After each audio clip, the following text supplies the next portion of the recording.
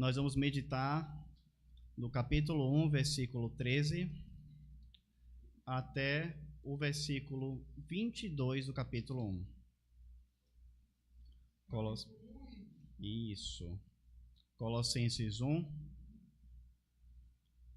versículo 13, até o versículo 22. Antes de nós lermos, nós já sabemos, acho que ficou um pouco claro por todos os nossos cânticos, que a gente está no Natal. Nós celebramos a vinda do nosso Salvador, a encarnação de Cristo Jesus. Mas é importante que a gente fale hoje também, além do nascimento do nosso Salvador, como o pastor Paulo muito bem colocou de manhã, por que Cristo veio, por que Cristo morreu, quem Ele é. E é sobre isso que esse texto vai falar. Então, vamos ler. Eu vou começar e os irmãos então me seguem, por favor. Ele nos libertou do império das trevas e nos transportou para o reino do Filho do seu amor.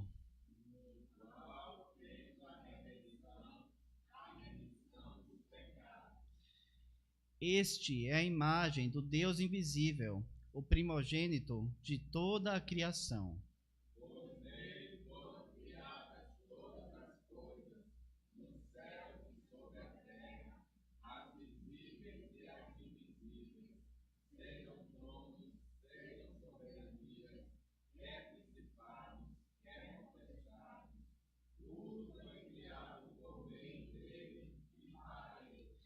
Ele é antes de todas as coisas. Nele, tudo subsiste. Ele é a cabeça do corpo da igreja. Ele é o princípio, o primogênito entre os mortos, para em todas as coisas ter a primazia. Porque aprove a Deus que nele residisse toda a plenitude.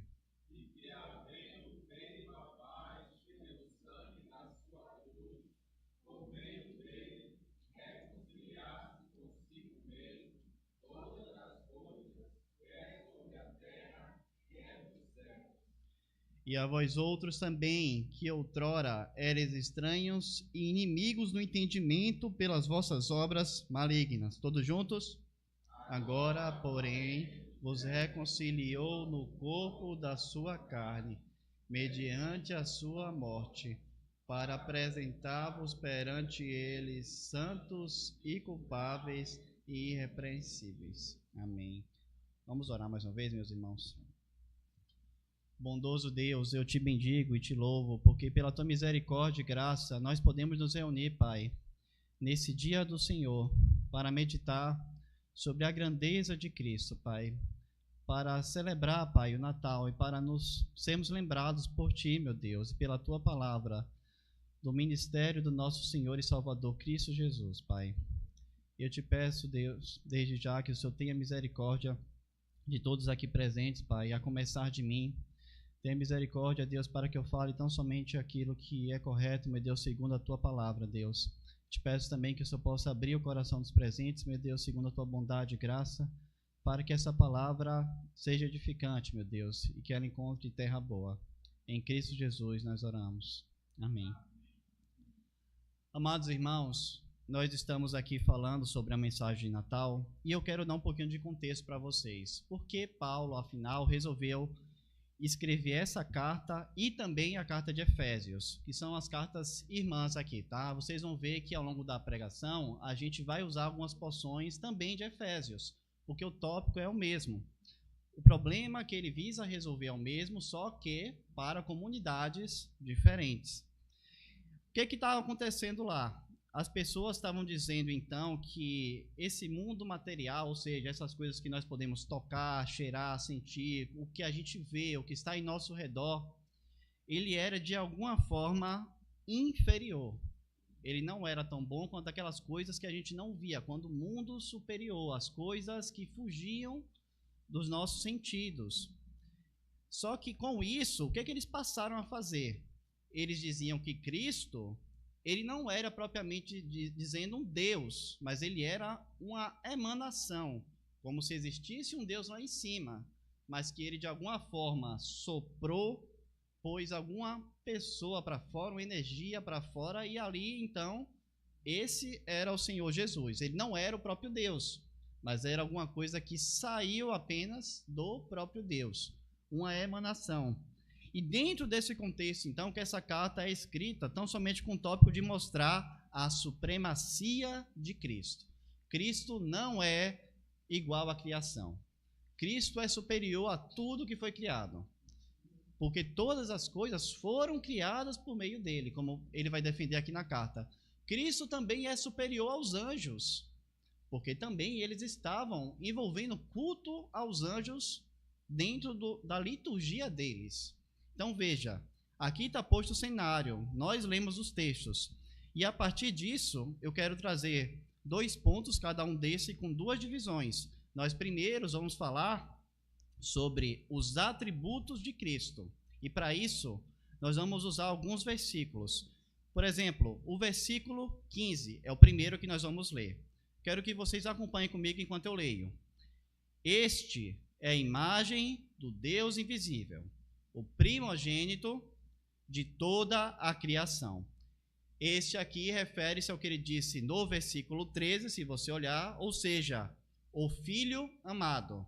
Então ele está dizendo que Cristo, o Filho amado no texto, ele é, e aí ele diz 2 coisas aqui. É como se fosse um vocativo, né? Como eu posso dizer, por exemplo, pastor Paulo, eu posso dizer assim, pastor e pai de... Isso é um vocativo. Eu coloco algumas coisas que descrevem aquela pessoa, tá? Então, aqui a gente tem 2 vocativos. É dito imagem do Deus invisível e primogênito de toda a criação. Imagem é uma analogia como se fosse um espelho. Eu prefiro, quando você olha aqui no termo, o sentido da palavra que é como se fosse feito a partir de, não no sentido de que é uma outra coisa, mas que se você fosse querer saber como é o Pai, Cristo é como se fosse o decalque exato. Se você fosse reproduzir isso, olha para Cristo. Cristo é exatamente o Pai. Quando o autor coloca aqui imagem, ele está dizendo exatamente isso. E não é isso também que o autor aos Hebreus diz, quando ele afirma no capítulo 1, versículo 3, dizendo: o Filho é o resplendor da glória de Deus e a expressão exata do seu ser, e sustenta todas as coisas por sua palavra poderosa. Ou seja, ser imagem de Deus quer dizer que tudo que o Pai é, Cristo também é. Isso que quer dizer essa partezinha aqui. Mas nós temos um outro vocativo, o primogênito. E aí o texto diz se você gosta de anotar, eu sugiro que coloque aí um sobre em cima de toda a criação, porque a ideia aqui no texto é que ele é o primeiro sobre toda a criação, ou seja, a criação está sobre ele. Então, o que quer dizer? O que Paulo quis dizer aqui? Porque isso pode ter um problema bem pequeno, se você não parar para prestar atenção. Porque, veja, alguém pode ler isso daqui e dizer, tá, como assim Cristo é o primogênito? Primogênito é aquele que nasce primeiro. Então você fala, Cristo foi gerado? Cristo não é eterno? Como assim Cristo é o primogênito? Mas, primogênito aqui, desde o Antigo Testamento, isso pode ser clarificado pensando no uso. É o principal herdeiro, no sentido de que todas as coisas foram feitas para ele. Esse termo, por exemplo, é usado para Davi. A gente sabe que Davi não era o primeiro filho, mas é dito como referência a Davi que Davi era o primogênito de Deus, o primogênito de Judá. Então é usado esse atributo para dizer que Cristo é o principal herdeiro de todas as coisas. Veja, a gente pode se perguntar agora, por que Cristo é a imagem de Deus e o principal herdeiro? E a partir de alguns textos aqui, a gente pode tirar pelo menos 3 motivos. O primeiro motivo está dito logo no versículo 16. Todas as coisas foram criadas por meio dele. Veja só, pois nele foram criadas todas as coisas, nos céus e sobre a terra, as visíveis e as invisíveis, sejam tronos, sejam soberanias, quer principados, quer potestades, tudo foi criado por meio dele e para ele. Cristo é o criador de tudo o que existe. Dentro desse meio onde as pessoas estavam colocando Cristo como algo inferior, uma espécie de sopro de Deus, Paulo diz: não, não, ele criou todas as coisas.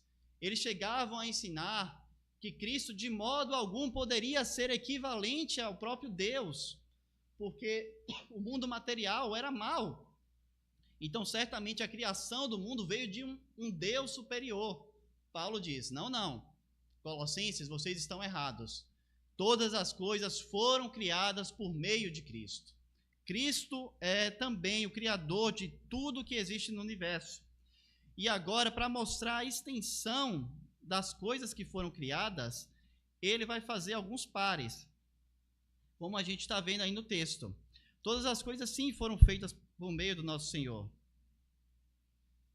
Só um minuto aqui que eu abri uma coisa que eu não sei, viu, gente? Não, pastor. Abri até aqui. Então vamos lá. O que está sendo dito? Os pares visam mostrar a completude, a extensão do domínio de Cristo. A gente tem um par, céus e terra. Aqui, por oposição, ele está dizendo que foi só o céu, só a terra? Não. Tudo que foi criado. Tudo que foi criado, tudo que nós vemos foi criado por Cristo. A gente tem um outro par, visíveis e invisíveis. Ou seja, aquilo que é material e também aquilo que é imaterial. Ou seja, aquelas coisas que a gente falou aqui, que a gente não pode ver, que a gente não pode tocar. E aqui dentro também a gente coloca os anjos. Então veja, tudo foi criado por meio de Cristo. Também os anjos. A gente tem outro par, tronos e soberanias, que está justaposto a principados e potestades. E aqui é uma referência que alguns comentaristas colocam, que no texto específico refere-se aos demônios também. E a guerra que existe entre demônios e anjos. Então, o que é que está sendo colocado aqui? Veja, exaustivamente, tudo o que existe foi feito por meio do Senhor. Claro que esse texto não está dizendo que o nosso Senhor criou o mal, mas que os anjos foram criados por Deus. E mesmo aqueles anjos que se rebelam, permanecem sobre o domínio do Senhor. E por que esse texto é importante? Como eu falei, em Colossenses 2:8 está sendo dito que os colossenses eles estavam fazendo culto dos anjos. Então eles diziam que tinham recebido visões, eles diziam que algum anjo tinha aparecido e que o anjo tinha dito isso, isso e aquilo, e ensinavam falsas doutrinas. Mas Paulo diz, veja, tudo que foi criado, inclusive esses anjos, eles estão debaixo de Cristo. Não tem como um anjo ensinar que Cristo é inferior ao que ele de fato é. Cristo é sobre todas as coisas, porque ele criou tudo, inclusive os anjos, e tudo foi criado para o louvor da sua glória. Romanos 9, 22 e 23 diz assim: que diremos, pois, se Deus, querendo mostrar a sua ira e dar a conhecer o seu poder, suportou com muita longanimidade os vasos de ira preparados para a perdição? Aqui nós estamos falando sobre como Deus usa da eleição e mostra a sua graça, mas eu não quero entrar nesse aspecto. Eu quero que vocês observem o que é dito agora no versículo 23. A fim de que também desse a conhecer as riquezas da sua glória em vasos de misericórdia, para a glória que preparou de antemão. Veja, meus irmãos, tudo o que existe foi feito sim para a glória de Deus. Mesmo os demônios ou aquelas pessoas que não se arrependeram e que não creram em Cristo, glorificarão ao seu nome, glorificarão ao Senhor, deixando claro, pelo contraste, quão grandioso foi o sacrifício de Cristo e do que ele nos salvou. Mas a gente está falando aqui sobre o que Cristo fez. Temos um segundo motivo sobre por que esses vocativos podem ser aplicados a ele. E o segundo motivo é que ele veio antes de todas as coisas. O versículo 17 diz: ele é antes de todas as coisas. Nele, tudo subsiste. Então veja, nosso próprio Senhor afirmou: antes que tudo existisse, eu sou. Cristo se identifica como o próprio Deus, ele se identifica como algo eterno, e na própria profecia em Miqueias, desde o Antigo Testamento, já era dito sobre a eternidade de Messias. Miqueias 5, versículo 2, diz assim: e tu, Belém Efrata, pequena demais, para figurar como grupo de milhares de Judá, de ti sairá o que há de reinar em Israel. Até aqui, Messias, tudo bem, poderia ser uma figura normal. E cujas origens são desde os tempos antigos, desde os dias da eternidade. Desde o Antigo Testamento já era dito que o Messias é eterno. Cristo é eterno, ele veio antes de todas as coisas. Cristo não teve um início propriamente dito, ele encarnou, ele assumiu a forma de servo, mas ele já existia eternamente. Ele era o Filho de Deus eternamente. Ele sempre foi e ele sempre será Deus. A ideia, meus irmãos, sobre a segunda parte, quando a gente diz que nele subsiste todas as coisas, é que o universo, ele se mantém junto, se mantém coeso, ele continua a existir somente porque Cristo sustenta. Essa é a ideia do texto, quando a gente lê no versículo 17, nele tudo subsiste. O universo só se mantém agora porque Cristo sustenta ele. Se Cristo não quiser, o universo acaba exatamente agora, meus irmãos. Ok, mas nós já falamos nós falamos dos vocativos do Senhor e falamos alguns dos motivos. Nós falamos que Cristo foi o Criador de todas as coisas. Nós falamos que Cristo ele veio antes de todas as coisas. Mas nós temos também um terceiro motivo, e está aí no versículo 18. Eu vou pedir para que os irmãos, por favor, leiam. Ele...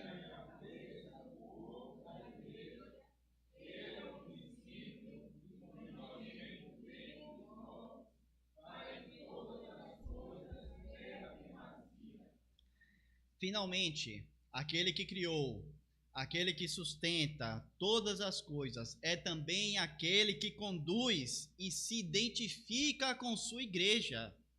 Cristo está intimamente ligado, de tal forma que uma perseguição à igreja de Cristo é uma perseguição ao próprio Senhor. Quando o Senhor chama Paulo, ele pergunta: Paulo, por que tu me persegues? E Paulo estava perseguindo a igreja. Vejam, meus irmãos, o Senhor, Criador, sustentador do universo, é o cabeça da igreja. Ele responde pela sua igreja, ele cuida da sua igreja, ele sustenta a sua igreja. E isso é o seu direito, porque ele comprou a sua igreja com o seu sangue.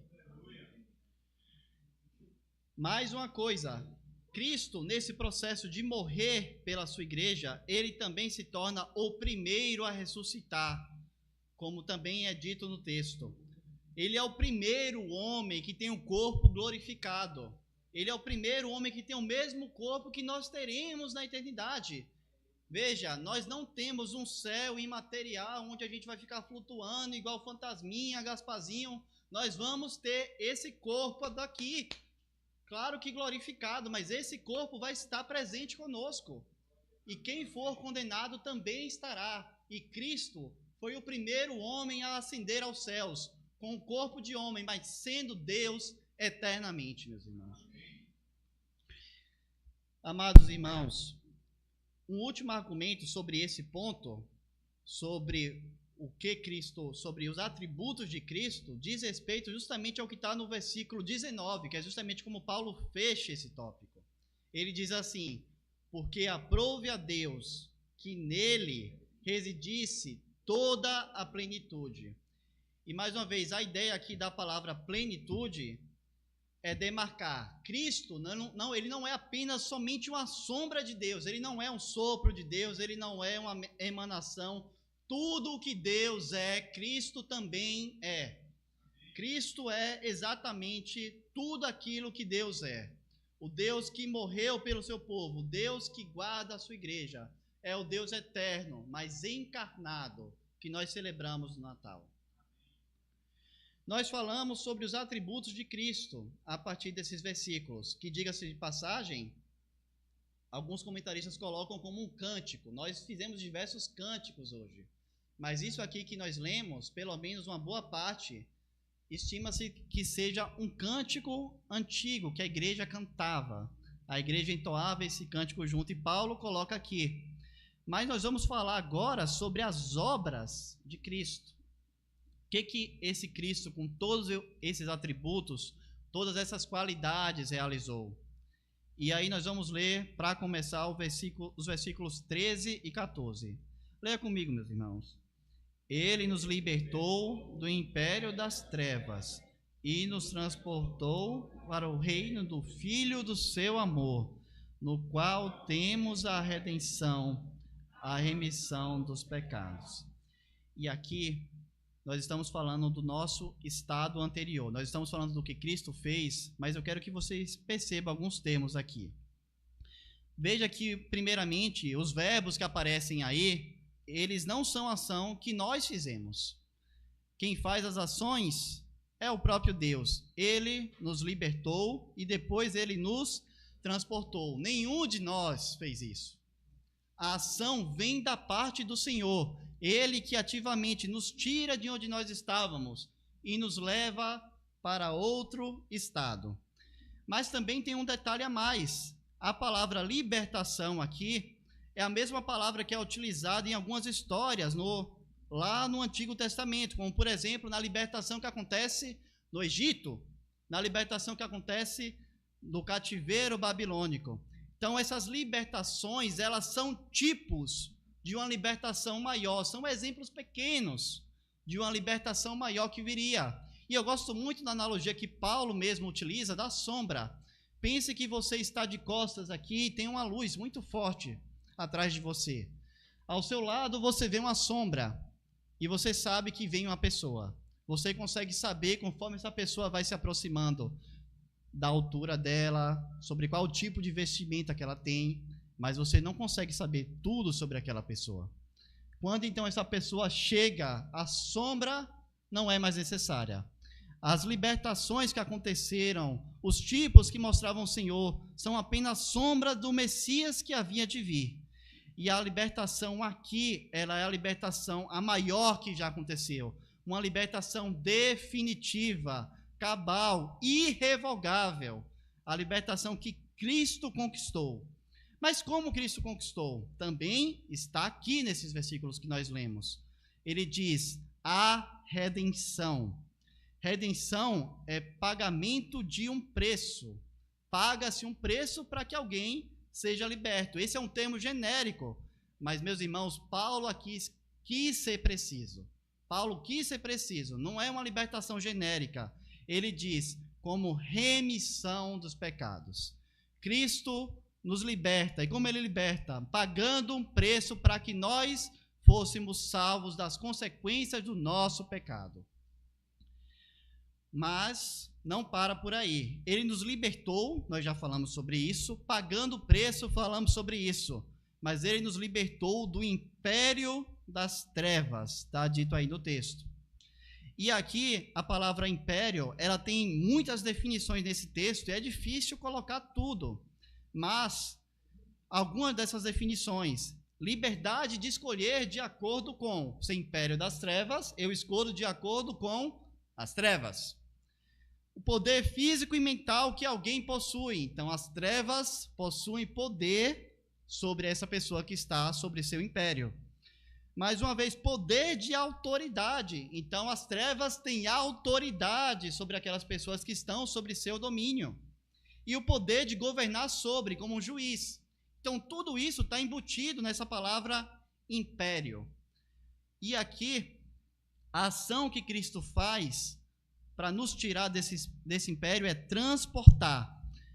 Cristo simplesmente está nos tomando de um lugar, desse lugar de domínio das trevas, onde nós não conseguimos fazer nada, onde as trevas nos dominam, onde ela tem plena autoridade sobre nós, e ele nos leva para outro lugar, para o reino do Filho do seu amor. Como eu disse a vocês, Colossenses é uma carta irmã da carta de Efésios. Então é útil que nós olhemos um texto em Efésios para que nós entendamos o que está sob o domínio das trevas. E o texto já foi lido de manhã. ele diz exatamente assim, Efésios 2, a partir do versículo 1. Ele vos deu vida, estando vós mortos nos vossos delitos e pecados, nos quais andastes outrora, segundo o curso deste mundo, segundo o príncipe da potestade do ar, o espírito que agora atua nos filhos da desobediência, entre os quais também todos nós andamos outrora, segundo as inclinações da nossa carne, fazendo a vontade da carne e dos pensamentos, e éramos, por natureza, filhos da ira, como também os demais. Mas Deus, sendo rico em misericórdia, por causa do grande amor que nos amou. Você percebe aqui a similaridade? Você percebe que Paulo está falando sobre o império das trevas, e aí quando ele vai descrever a salvação, ele vai falar como vocês estavam, escravos do pecado, sob domínio, segundo o curso desse mundo, segundo o espírito que atua nos filhos da desobediência. Isso aqui está sob o império das trevas. É esse o estado da pessoa que não se converteu, ela não está bem com Deus. Não existe, gente, amigo do evangelho. Ou você é um crente fiel, que se converteu, que se arrependeu, que entregou sua vida para Jesus, que sabe que você precisa do sacrifício de Cristo e que luta contra isso, ou você está morto. Não existe meio do caminho. Você não consegue agir, se mover em direção a Deus. Todo movimento é Deus, porque nós estávamos sob o domínio das trevas. Cristo é aquele quem nos tira desse domínio e nos transporta para o reino do Filho do seu amor. Um último ponto são os instrumentos para essa redenção. Nós falamos aqui sobre o que Cristo fez, nós falamos sobre onde nós estávamos. No versículo 20 diz assim: e que havendo feito a paz pelo sangue da sua cruz, por meio dele reconciliasse consigo mesmo todas as coisas, quer sobre a terra, quer nos céus. Cristo fez todas as coisas, Cristo sustenta todas as coisas, Cristo redimiu o seu povo e o libertou do império das trevas. E esse mesmo Cristo que fez essa reconciliação. Meus irmãos, a Escritura é abundante em deixar claro que existia um problema, que homem nenhum pode se aproximar de Deus. Isaías 53 diz que ao Senhor convém moê-lo, fazendo-o enfermar, e que por suas pisaduras nós somos sarados. O castigo que nos traz a paz estava sobre ele. Meus irmãos, Cristo foi moído por causa de nossas transgressões. A única coisa que nós colocamos na linha de ação de Deus foi o pecado que torna necessária a morte de Cristo. Essa foi nossa única contribuição. O livro de Hebreus também, em paralelo, deixa claro que a morte de Cristo, ela é expiatória, pois sem derramamento de sangue não há remissão dos pecados, e somente Cristo pôde fazer esse sacrifício. Cristo é a propiciação. Cristo cobre a tampa do propiciatório, figuradamente, de modo que agora, quando Deus olha para nós, ele vê o sangue de Cristo. Amados irmãos, tem um pregador que eu gosto bastante, que ele coloca justamente que o propósito do universo inteiro é que Cristo fosse morto e que Cristo ressuscitasse. Deixe-me colocar apenas de um modo mais claro. O universo foi criado para a glória de Deus. Todo mundo sabe isso. Mas Deus quis mostrar a sua glória de um jeito particular, manifestando a sua abundante graça. E qual é o ápice da graça de Deus? Cristo Jesus, na cruz, morrendo para salvar pecadores, enquanto Deus mantém a sua justiça. O universo existe para que Cristo encarnado fosse morto na cruz e nos salvasse, e então ressuscitasse para a nossa justificação. Então essa morte, ela tem um efeito cósmico. A matéria não é má, como aquelas pessoas acreditavam. Esse mundo aqui, ele não vai simplesmente sumir, meus irmãos. A Bíblia não diz que esse mundo vai sumir, mas que descerá do céu a nova Jerusalém. Esse mundo será transformado. Cristo tem o poder no seu sacrifício de reconciliar consigo todas as coisas, toda a criação. Cristo redime os seus filhos, mas toda a criação é redimida por esse sacrifício. Aquele que criou, aquele que sustenta, aquele que redime todas as coisas. Meus irmãos, o versículo 21 vai dizer assim: e a vós outros também, que outrora eres estranhos e inimigos no entendimento, pelas vossas obras malignas. Lembra da carta de Efésios? Vocês já leram coisa exatamente igual a isso daqui. São cartas irmãs. Experimente depois colocar uma do lado da outra e valendo. Tem muitas aplicações similares. Mas Paulo está apontando que o estado do homem, antes de ser achado por Cristo, era esse: inimigos no entendimento. A razão do homem natural, ela se volta longe de Deus, contra Deus. Então, veja, não faz sentido você achar que você vai argumentar, vai juntar um argumentozinho bom e pronto. Agora eu estou com um argumento infalível, vou chegar lá naquela pessoa e hoje ela vai se converter. Como se você fosse capaz de, mediante a sua argumentação, gerar conversão. Nós pregamos a Cristo, mas quem opera essa obra é Ele mesmo, através do seu Santo Espírito, que regenera. A regeneração, meus irmãos, ela antecede a fé. Deus abre nosso coração, capacita que nós criamos, e então o sacrifício de Cristo é aplicado sobre nós. Meus irmãos, somente o Criador do universo pode dizer a uma alma que está completamente na escuridão, no império das trevas: haja luz. Amém. O versículo 22, ele disse que Cristo vos reconciliou no corpo da sua carne, mediante a sua morte, para apresentar-vos perante ele santos, inculpáveis e irrepreensíveis. Veja, Cristo usou de graça, ele gerou a paz entre nós e Deus, através da sua morte. Isso aqui é um ponto muito importante, meus irmãos. Tem muitas pessoas dentro do nosso meio protestante que, se eu perguntar, tá, Jesus salva, mas Jesus salva do quê? As pessoas vão dizer, do pecado, daquilo, disso. E veja, Cristo primariamente nos salva da ira de Deus, que nós merecemos por pecar contra Deus. Toda alma que pecar, essa morrerá, como está escrito. Ao pecar contra Deus, nós temos uma dívida que só pode ser paga eternamente. A salvação que Cristo opera é primariamente entre nós e Deus. O Deus encarnado, soberano Senhor, recebeu sobre o seu corpo a ira que cabia a cada um de nós. Qual a consequência disso? Não há mais condenação. Todo aquele que está em Cristo não pode ser mais condenado. Porque o nosso Senhor nos amou. Ele tomou sobre si as nossas transgressões e o inferno veio à cruz. Eu quero que vocês entendam, meus irmãos, muito bem isso, porque isso é muito importante, muito importante. Cristo não apenas passou por uma tortura terrena horrível. Veja, não faz sentido se você pensar isso. Os mártires iam ser queimados cantando, às vezes cortavam as línguas deles para que eles parassem de cantar. Por que Cristo então estaria pedindo para que o cálice fosse afastado dele? Seria Cristo mais fraco do que esses mártires? Não! Cristo bebeu o cálice da ira de Deus. O inferno veio à cruz para que nós não fôssemos ao inferno.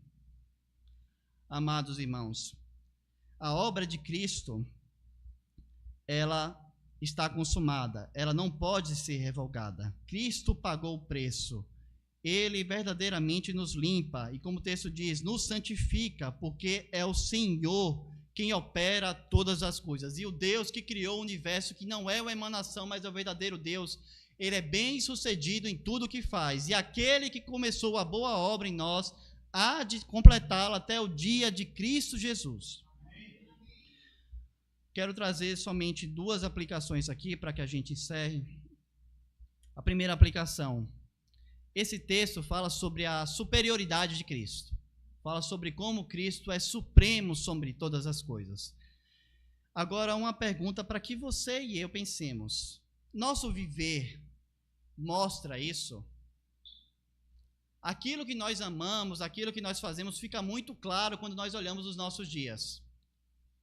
Ora, eu amo conforto, eu amo ter o que comer, então eu trabalho diligentemente. Ora, eu quero ganhar dinheiro, então busco me capacitar. Eu busco oportunidades melhores, eu busco estudar para que eu alcance um emprego melhor. Ora, eu amo, para os pais aqui, amo meus filhos, então eu busco fazer aquilo que vai os conduzir para o melhor caminho. Ok, mas o que sua vida diz sobre quanto você tem estimado esse Cristo aqui? Criador de todas as coisas, sustentador de todas as coisas, o único que concilia toda a criação. Existe a expectativa em cada um de nós aqui de pensar em como eu vou agradar ao Senhor através do meu trabalho, ou através da minha falta de trabalho, ou simplesmente reclamo que eu vou ter que trabalhar. Eu simplesmente fico pensando, meu Deus, amanhã é segunda-feira, o que eu vou fazer? Eu penso que isso é um meio dado por Deus para glorificar. Isso aqui também vale para os jovens, tá? A escola é também um meio que Deus deu para vocês para glorificar o nome dele. Vocês pensam que quando vocês estão lá, vocês são embaixadores do rei para manifestar a sua glória? Ou vocês simplesmente pensam, eu vou lá fazer minhas disciplinas e vou voltar para casa o mais rápido possível? Então vejam, meus irmãos, a gente mostra que nós amamos ao Senhor no modo como nós vivemos. Maridos, existe um entendimento para cada um de vocês que está aqui, que o ministério de vocês deve refletir o cuidado de Cristo com a igreja. Fala-se muito sobre a submissão feminina, e de fato, é bíblico. Mas você já parou para pensar, os homens da igreja, que a responsabilidade maior está sobre nós? Nós temos que amar nossas esposas como Cristo amou a igreja, um amor sacrificial. Ou seja, se você é irado com sua esposa naturalmente, você não participa da vida comum do lar, você vive do jeito que você quer, você pensa se você está confortável, não vou fazer isso porque eu estou com preguiça. Você acha mesmo que você está apontando para Cristo vivendo assim? Você acha mesmo que se você não cuida, não ama, não demonstra amor pela sua esposa, mas eu cuido dos meus filhos, você acha mesmo que você está manifestando a graça de Cristo dessa forma?